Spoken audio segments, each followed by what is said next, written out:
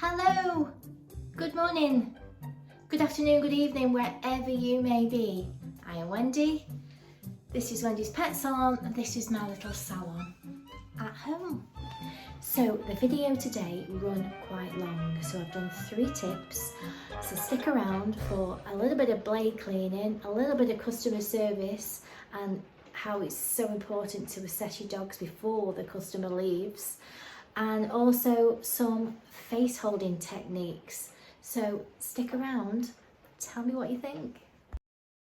So today is Tip Share Saturday. So, oops, I'm going to unplug it. It's got a life force of its own, this one. So, last Saturday we did our tip share. I did 3 tips. So today is slightly on that line, whereas I'm going to come to your blades. Now, normally, the way I would clean my blades, so what I'd normally be doing is getting my little hairdressing pots that you've seen before, I'll show you in a bit, and I would soak them for 10-15 minutes after giving them a good brush out, sliding the blade up and down and cleaning along just to get the excess dirt off, soaking it for 10-15 minutes, then getting it out, then wiping it over, oiling it, and that will be it. But I've found that the ultrasonic cleaner is very good for that, and I'm not leaving them in for as long. So I don't use, like I was cleaning these blades last week and putting it in the disinfectant, I put these in the blade wash inside there. You can, however, use the blade in the disinfectant and water in the ultrasonic cleaner, and then use the blade wash to dip after. So if I just put you some in there, and if I can say anything, I've nearly finished with that. If I could say anything, it is not to leave it in there for a long time. It will rust if you do leave it. So I've got my wide blade. Now I've just opened it slightly, and I've cleaned either side. So I've moved my blade, I've just cleaned it either side, and I leave that like that. I leave it like that. So then I face it in the solution, like so. So it's actually covering, yeah. And then, oops, I'll plug it in, and I'll turn it on for the long setting. I will get it out, I will wipe it over, and then I will oil it. So that is how I clean my blades, instead of leaving them for 10-15 minutes in a pot. Because if you're anything like me, you'll go off and do something else and you'll forget that they're in there. That has been done before. I've done that before, and I've left them overnight, and I've gone back and I've thought, oh no. And they have literally rusted, because they've been left in overnight, and that's in blade wash. So they really should be done straight away and get them out. But I generally just do this. This is where I'm completely out. I use the clip well from Grooming Professional. There are obviously others available, which all adds to your overall costs and everything.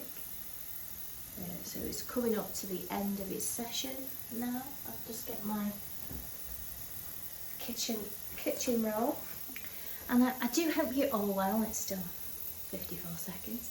I do hope you're all well, and thank you so much for your comments, and please continue to do so, and to like, subscribe if you haven't already, and let me know what you'd like to see. It's finished, ta-da! So we're going to then get it out,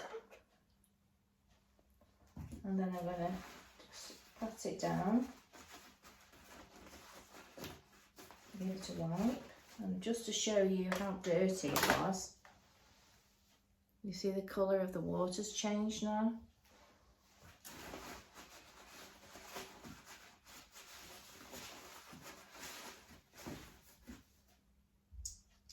And slide that either side and give it a wipe.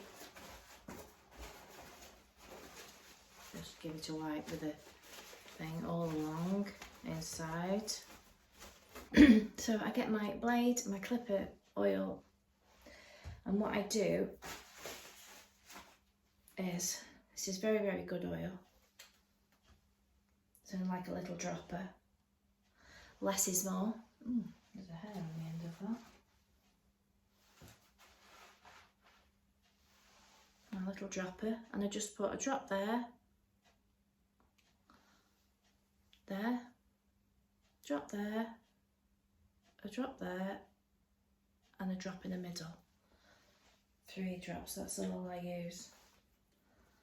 And then I'll put it onto my blade. And sort of turn it side to side. And then I'll give it a wipe. Make sure there's no excess oil on there. And I have a Cocker Spaniel this morning, so I will show you it working. So that was tip number 1. Also what I do is I always clean out that straight away as well. So I'll empty it out and keep it clean. I might just point out the disposal for blade wash as well, just before I get Clover in the bath. I'm only using small amounts, a little small amount, which literally just covers. So I can actually place my kitchen towel and soak that up, and then I will bin that. But if you were using large amounts, you'd need to put that back in a container, and you'd have to dispose of that in wherever you take your toxic waste. But obviously, as dog groomers, we are using just a small bit to cover the blade. So then, obviously, then when I'm disposing what's in there, I'll soak that up with the towel and I'll put it in the bin. I believe small amounts are okay to do that. So, well, don't quote me, but that is what I do. I'm saying that because it's not something you can put down the drain. So I've got Clover here with me, the Cocker Spaniel. She has the 7F all over, just in time, because I've just cleaned mine. I'm going to bath her first, and then I'll show you. I'll show you how it clips. So we are back. I will also say I don't wash necessarily blade wash. Gosh, I'm windswept now. Blade wash all the time. Because I use my combs. It's only when I use my 7F or my 5F or my 3F, gosh, you have bedraggled me, that I then, if I've used them quite a lot, I'm generally using them on a clean coat, so I don't necessarily have to blade wash them all the time. But in between, what I do use is this, the H42 Clipper Clean, which is like a disinfectant,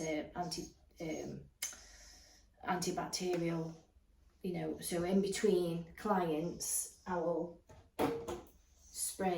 clean the blade, brush it off manually, spray that in and wipe that, so then I know it's clean to use on the next dog before I put it on the way. So I generally leave the blades on the table or on my little table thing here, give them a brush, spray them and put them back, and that way I know I can get them out and use them on the dog. So I'm not necessarily using the blade wash all the time, but if you are clipping off a lot of matted dogs and dirty dogs before the bath, you might find that you need to, clean them a lot more often, because they will need it. So we're going to use my blade now, aren't we? Ta-da! There we go. So, shall we see? Dun, dun, dun, dun, dun, dun. Oh yes. Sliding through.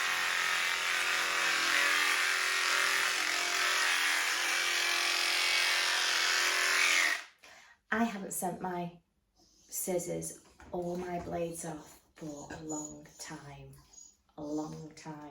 just because I constantly sort of wipe them, clean them and put them back after I've used them. Oh, baby. Oh no. Oh. Should we do your haircut? I'll see you for the next one. Are you okay? Yeah.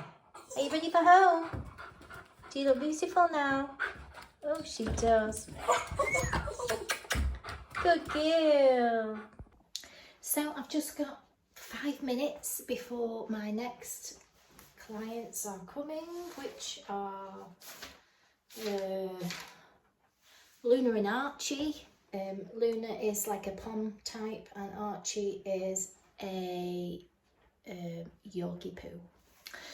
He's just a little one. So 2 little dogs. My next tip would be, especially for new groomers, is make sure that you assess the dog before the owner leaves. Not only that, when you take your initial phone call, that you take it and you ask your questions. Oh, sorry, that was my husband disturbing me. Our milk wasn't delivered this morning, so I've just chased that up. Yeah, so I probably haven't got very much time now because Luna and Archie will come. But yeah, on your initial phone call, with your customer service, you go through everything. And I even ask things like, you know, have they been groomed before? When were they groomed? Blah, blah, blah. And just get a little bit of a picture of the whole situation. So then when the dog comes, while they're being dropped off, what I instantly do is drop down and I start feeling the dog. And if I think that I felt stuff and whatever, I put it on the table. And I quickly do this before the customer leaves, because what I know a lot of new groomers might do is just take the dog and then the owner goes and then they're left with a matted mess and they go, oops, what am I gonna do? And what we need to do is set that out before the customer leaves. If somebody else has taken the dog in and they're here now, somebody else has taken the dog in and you haven't been made aware, then obviously you're going to get on the phone and you're going to speak to them. Bear with me. So Luna and Archie are with me. Yeah, so you need to be fully aware of the dog. Obviously, what I do, I'm very, very fortunate that I groom the same dogs. But since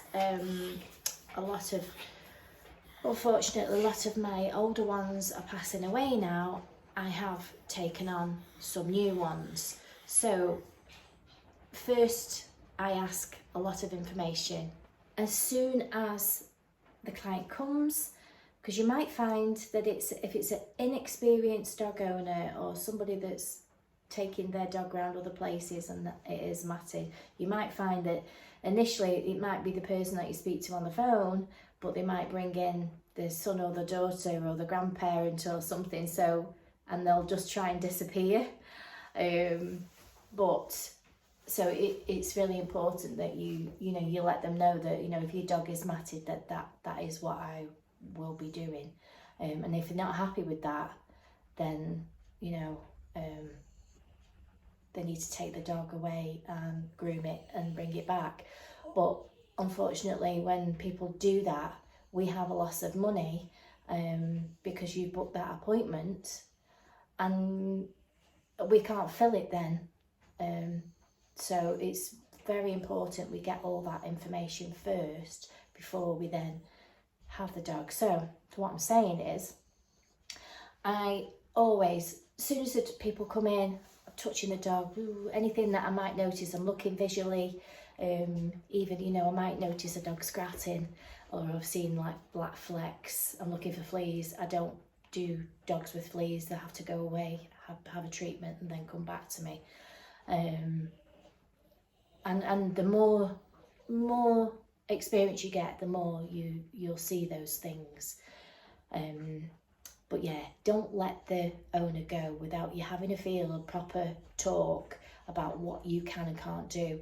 And don't be afraid to say worst case scenario is your dog might not have any hair on its ears today because they are matted, and let them know the risks that's involved. I always get my clients to sign a terms and conditions, obviously outlining certain things. I also have a mat waiver clip-off form that I kept. It's just like in a little booklet, and if it was a dog that was matted, I had to make sure that they read through and signed it to say that they're happy, and obviously the risks of mats close to the skin and what might happen, because we don't know what's under those mats, we don't know what we might be revealing. And also then my cat, we don't know what we might uncover. Are they going to be irritated? Could they scratch themselves? After, you need to make them aware of all these things, because they might get home and go, oh, they've got a red mark on them and stuff like that. And if you haven't made them fully aware of all these things before, then you're going to get the phone calls and you're going to get the pictures. And also take your pictures and videos as well. It's awful to have to say to do that, but some people would rather blame you than taking responsibility. So you have to make people aware, get them to fill the forms in, explain to them. If you were suddenly to take her and then make her look like this, it kind of is a bit shocking to customers. So, don't feel that you can't say, because it all helps with educating the owners and making things better for the dogs. And then once the customer gets on board with that and gets into a routine of bringing the dogs regular and everything becomes a breeze. Because I am fortunate at the moment where all the customers that I come, they know, the service that I offer, and, what we all expect from each other. She loves a tickle, does Luna? Don't you? She loves a tickle. She does. So I'm going to crack on. But yeah, that is my other tip. I've probably talked a bit too much about it. But yeah, make them fully aware of everything on your first contact. Don't just take the dog and then go, oh, what am I going to do? You need to discuss everything with them, fill the forms in, touch the dog, show them, educate them, and things will get better. And if they don't jump on board with that, then they're not the client for you, because they do need to learn at some point. Because if they don't, then the dog will just continually suffer, and I don't like to see that. So we have to stay strong, and we have to be nice and polite and explain in the right way. We don't be abrupt, we don't be rude, we just explain them. We don't judge people, but we need things to get better for the dogs. And I have sent people away that are not doing their bit. You know, there's no point me doing all this wonderful work with a dog if then the owners aren't doing their part. And I have sent people away for that reason, because I'm just not going to torture your dog, I'm afraid. And I'm going to make it as comfortable as possible. And if I have to clip it off, I have to clip it off. If you don't like it, then you need to find somebody else, because I'm not going to continually do that. So yeah, touch the dog, feel the dog, and educate the customer. Don't be afraid to show them how to comb and brush and things, because at the end of the day, we want to see a healthy, happy dog. And Luna here, she comes every 8 weeks for a bath and a groom. She comes for a bath and a groom, don't you? And she has her feet done and your nails done. You kept pretty natural, aren't you? And Archie has a short trim. Oh, you've left me a present, Archie. You left me a present? Oh, bless him. We turn this round. Have you left me a present, Archie? You have, haven't you? You have. I'm just gonna... Oops. Oh dear. I'm going to have to charge you poo tax, aren't I? Mummy's not going to be happy. No, I'm only joking. I don't charge poo tax, but I do know of people that do. So, so I'm going to crack on today, but yeah,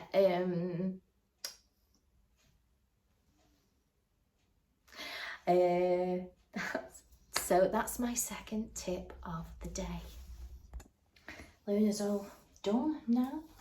Yeah, so what we have to bear in mind is that, you know, a lot of pet owners don't know the information that we know. They don't know how to maintain the pets properly.